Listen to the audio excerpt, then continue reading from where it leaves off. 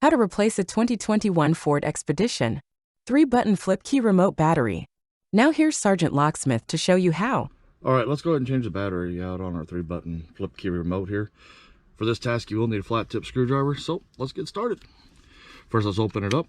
After you open it up, you'll notice where the key sits in here, the back side of the remote. This doesn't have the Ford emblem, yours will, hopefully. If you look right in here, there's a little indentation.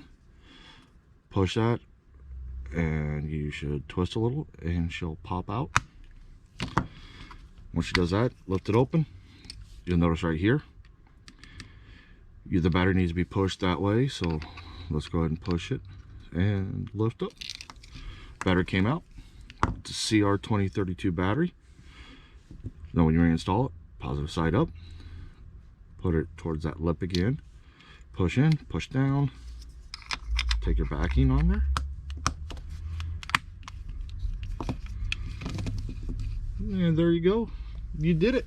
Thanks again for watching. Leave a comment down below, give us a thumbs up if we helped you. Have a good day.